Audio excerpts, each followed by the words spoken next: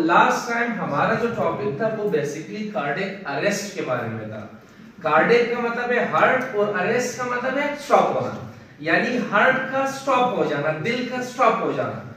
फिर हमने मुख्तलिफ काजेस और रिस्क फैक्टर डिस्कस कर दिए कि जिनकी वजह से हार्ट स्टॉप होने की तरफ, यानी दिल जो है वो स्टॉप होने की तरफ जा सकता है। जब दिल स्टॉप होगा, पंपिंग स्टॉप होगी, तो आपकी बॉडी के अंदर जो आपका सर्कुलेटरी सिस्टम है वो नहीं चलेगा। फिर हमने बात की थी कि कार्डियक अरेस्ट के पीछे जो है वजह हार्ट अटैक हो सकता है, इलेक्ट्रिकल शॉक या इलेक्ट्रिकल इंपल्सेस का स्टॉप होना। इसके अलावा हमने बात की थी कि रेस्पिरेटरी अरेस्ट, यानी कोई भी फैक्टर अगर हो, कोई भी रिस्क फैक्टर हो जिसकी वजह से आप रेस्पिरेटरी अरेस्ट में जाते हो, वही रेस्पिरेटरी अरेस्ट आपको कार्डियक अरेस्ट में लेके जाता है। और जब आप कार्डियक अरेस्ट में चले जाते हैं तो आपका जो ब्रीथिंग है वो स्टॉप हो जाता है, और ब्रीथिंग के स्टॉप होने की वजह से क्या होता है, यानी कि आप डेथ होने की तरफ, आप कोमा कंडीशन की तरफ चले जाते हो। जैसे कल हमने बात की थी कि जब भी एक शख्स कार्डियक अरेस्ट में चला जाता है तो विद इन 4 मिनट, यानी 4 मिनट के अंदर अंदर उसकी बॉडी में जब सर्कुलेशन स्टॉप हो जाती है तो उनके ब्रेन सेल्स डैमेज होने शुरू हो जाते हैं। तो उन ब्रेन सेल्स के डिस्ट्रक्शंस की वजह से, यानी वो कोमा कंडीशन में चला जाता है, तो वापसी उनका वापस रिसेस करना, उसे रिस्टोर करना, ये फिर हमारे लिए क्या होगा, मुश्किल होगा।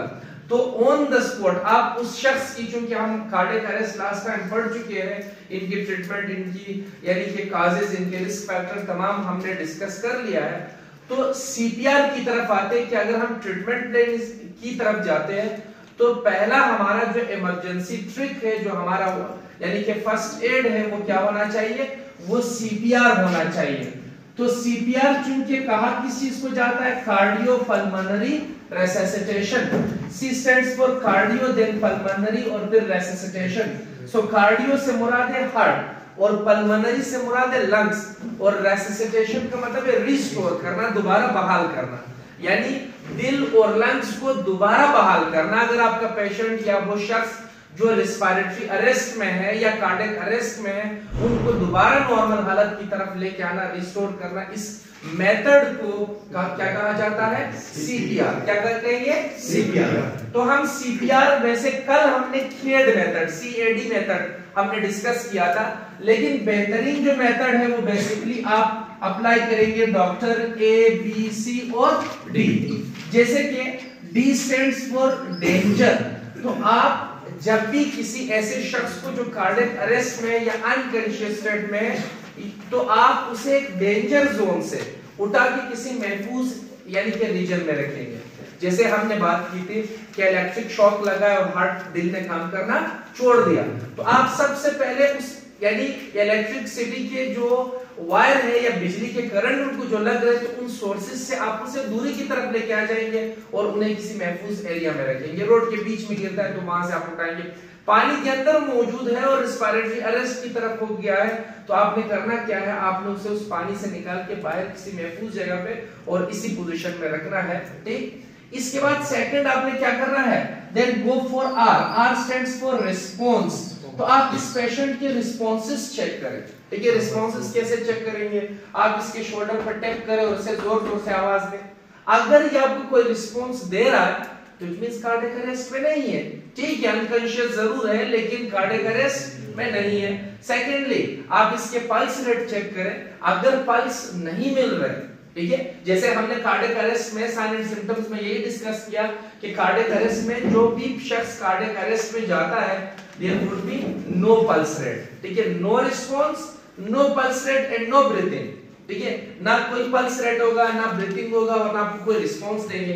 तो हमने यहाँ रिस्पांसेस में यही चीज चेक कर दिया, पेशेंट हमें कोई रिस्पांस नहीं दे रहा, आपने पल्स रेट चेक कर दिया, there is no pulse rate भी नहीं है। और तीसरी बात क्या है, ब्रीथिंग, हमने ब्रीथिंग भी चेक की तो वो भी नहीं।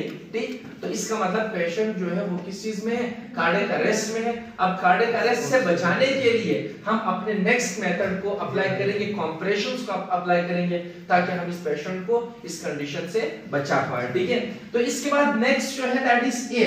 A stand for airway.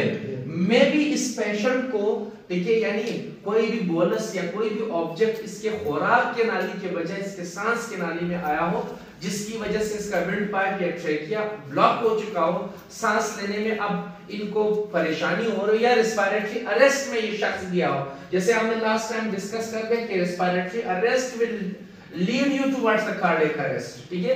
तो अब कार्डियक अरेस्ट से बचाने के लिए आप रेस्पिरेटरी अरेस्ट से बचाएंगे, आप उसके एयरवे को चेक करेंगे। अगर एयरवे कैसे चेक करेंगे, कोशिश करें इस एक थंब इसके चिन में और दूसरा जो थंब है वो इसके नोज पे यानी कि पकड़ के देन क्या करें, प्रेस करें, तो इसका माउथ खुद ब खुद खुल जाएगा। एंड देन चेक आउट, देखिए इसके माउथ के सराउंड देखिए कि आया कोई ऑब्जेक्ट तो नहीं है जो इसके थ्रोट में फंसा, उसके विंड पाइप में फंसा हो, जो अमूमन उस स्टक होने की वजह से ऑब्स्ट्रक्शन काज कर रहा हो, ब्लॉकेज काज कर रहा हो, और वही ब्लॉकेज इनको रेस्पिरेटरी अरेस्ट या कार्डियक अरेस्ट की तरफ लेके जा रहा हो, ठीक। सो नेक्स्ट है then B stands for your breathing. Breathing आपने चेक करना है, तो आपको मैंने बता दिया है कि ब्रीथिंग आप कैसे चेक करेंगे, यू हैव टू लुक, ठीक है, फील एंड लिसन, ठीक है। आपने ब्रीथिंग कैसे चेक करना है, लुक, फील एंड लिसन। कोशिश करना है अपने कान को पेशेंट के नोज के करीब लेके जाना है, ठीक है। जब आपका कान पेशेंट के नोज के करीब जाए तो आप, अगर वो ब्रीथ कर रहा है, अगर वो सांस ले रहा है, तो आप उस रिपीटिशंस को सुन सकोगे। दूसरा, अपना हाथ को उनके चेस्ट के ऊपर रखें, ठीक, तो आपको हार्ट की यानी कि हार्ट के जो रिदम्स है वो आपको महसूस होंगे, ठीक है, यू हैव टू फील। और तीसरी बात, आपने इसी हाथ को देखना है, अगर आपका हाथ ऊपर नीचे हो रहा है तो इट मींस पेशेंट जो है वो सांस ले रहा है, यानी वो कार्डियक अरेस्ट में नहीं है। अगर वो ब्रीथ नहीं ले रहा, सांस नहीं ले रहा, नो ब्रीथिंग, नो रिस्पांस और नो पल्स रेट, तो इट मींस कि अगर ऐसे कोई साइन एंड सिम्टम्स है कि no response, no pulse rate, no breathing, so the patient is exactly in cardiac arrest। अब cardiac arrest से बचाने के लिए हमारा जो next step है which is very important, that is C, and C is compression। अब आपने क्या करना है, आपने compressions करना है। तो compressions का जो तरीका है वो हम डिस्कस जरूर करेंगे, पर कोशिश आपने करना है 30 compressions देने हैं with 2 mouth to mouth breathe। आपने 2 mouth to mouth breathe देने हैं, ठीक है, with 2 mouth to mouth breathe. अब माउथ टू माउथ ब्रीथ से मुराद क्या है, यानी आपने पेशेंट को 30 कॉम्प्रेशंस देके, 30 कॉम्प्रेशंस देके, उन 30 कॉम्प्रेशंस के बाद पेशेंट के मुंह पे मुंह रख के आपने जोर से उसको सांस देना है, क्लियर। लेकिन सवाल यह है कि अगर आप इस पेशेंट से खुद को कंफर्टेबल महसूस नहीं करो, ठीक है, तो आपने करना क्या है, वैसे आता है सीपीआर किट, वो सीपीआर किट के जरिए सांस दिया जाता है। लेकिन अगर आप इसके बावजूद खुद को महफूज नहीं समझते हो कि मेरे पास सीपीआर किट भी नहीं और इमरजेंसी कंडीशन है, माउथ टू माउथ ब्रीथ में नहीं देना है, तो फिर माउथ टू माउथ ब्रीथ ना दे, जस्ट कॉम्प्रेशंस कंटिन्यू कर दे, 100 कॉम्प्रेशंस, देन फॉर अ व्हाइल आप थोड़ा सा 1-2 सेकंड तक रेस्ट करें, फिर यानी कि 100 कॉम्प्रेशंस, और यही सिलसिला आप जारी रखते जाएंगे, ठीक है। कॉम्प्रेशंस देने के लिए आप अपने हाथ को ऐसे भी रख सकते हैं, जहां इनके निपल है, निपल के बिल्कुल सेंटर में चेस्ट रीजन पे आपने अपना पान रखना है। लेकिन इससे बेहतरीन तरीका यही है कि राइट हैंड नीचे, लेफ्ट हैंड इसके ऊपर, एंड ग्रिप पकड़ ले लाइक दिस, और अपने पान जो है वो इसके चेस्ट रीजन पे रखें। कोशिश करें आपके एल्बो फ्लेक्स ना हो, this is not the position, ठीक है। आपने जब मूवमेंट देनी हो, कॉम्प्रेशंस देना हो, तो आपने शोल्डर से देना है, ठीक है, दिस वुड बी योर, ठीक है, ये पोजीशन आपकी होनी चाहिए, ठीक। लेकिन अभी हम इतना ट्राई नहीं कर रहे, बहरहाल आप जब भी कॉम्प्रेशंस देते जाएंगे तो आपने 1 to 2 इंचेस यानी इन चेस्ट केज को दबाना है, मेरी बात समझ रहे हो, ताकि ये सीपीआर की तरफ चले, यानी कार्डियो पल्मोनरी रेसिसिटेशन की तरफ जाए, ताकि इनके लंग्स दोबारा रिस्टोर हो, ताकि इनका हार्ट दोबारा रिस्टोर हो, ठीक। और the last D is then for a defibrillator machine, D stands for defibrillator, defibrillator machine है। मैं भी आप लोगों ने अगर ऐसे नहीं देखा हो तो फिल्मों में जरूर देखा हो, वो इस्त्री जैसा मशीन, ठीक है। तो उस मशीन को फाइनली जैसे आप ये मेथड स्टार्ट करते हैं, आपने किसी भी इमरजेंसी यानी नियर बाय, ठीक है, जो जहां तक आपकी रसाई हो सकती है या वो मशीन आप तक पहुंच सकता है, तो आपने यानी कि इस पेशेंट को लगवाना है, जैसे एम्बुलेंस में वो होते हैं। अगर आपको ये लगता है कि भाई ऐसा नहीं है, क्योंकि हम ऐसे यानी कि गरीब उसमें आबादी में आप जिंदगी गुजार रहे, तो लिहाजा डेफिब्रिलेटर मशीन का हमारे पास रसाई जो मुश्किल है, तो अगर आपको ऐसा लगता है कि मुश्किल है, so then there is no need, ठीक है। कोशिश आप करें कि आप अपनी कॉम्प्रेशंस जारी रखें। 4 से 5 मिनट तक अगर आप कॉम्प्रेशंस जारी रखते जाएंगे तो आप पेशेंट को क्या करेंगे, आप रिसस कर सकेंगे, रिस्टोर कर सकेंगे। लेकिन इसके बावजूद अगर आप इसके लंग्स को और हार्ट को वाइब्रेशंस दे रहे हो, इलेक्ट्रिकल इंपल्सेस दे रहे हो, तो इलेक्ट्रिकल इंपल्सेस के लिए आप क्या करें, मेक अ फिस्ट बनाएं और बिल्कुल इसी निपल के बीच में जहां इसका चेस्ट केज का सेंटर है वहां पे आपने जोर का मुक्का देना।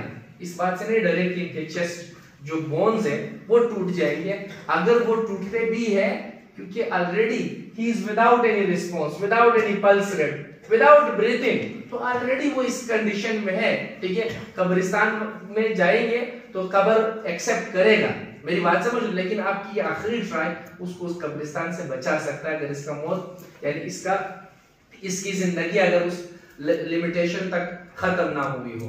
तो कहने का मतलब यह है कि आपने एक फिस्ट बनाना है एंड देन जोर का बिल्कुल, ठीक है, यानी इनके सेंटर में, ठीक है, जहां पे स्टर्नम है वहां मारना है। तो मारने के बाद आप फिर क्या करेंगे, आप कॉम्प्रेशन स्टार्ट करेंगे और कॉम्प्रेशन जब आप स्टार्ट करेंगे so you have to do 30 compressions. बेहतरीन तरीका यही है कि you have to do 30 compressions. 30 compressions देने के बाद आप माउथ टू माउथ दो डीप ब्रीथ दें। अगर आप कंफर्टेबल महसूस नहीं कर रहे, जैसे हमने पहले डिस्कस कर दिया, तो फिर डीप ब्रीथ की जरूरत नहीं है, आप डायरेक्टली अपने को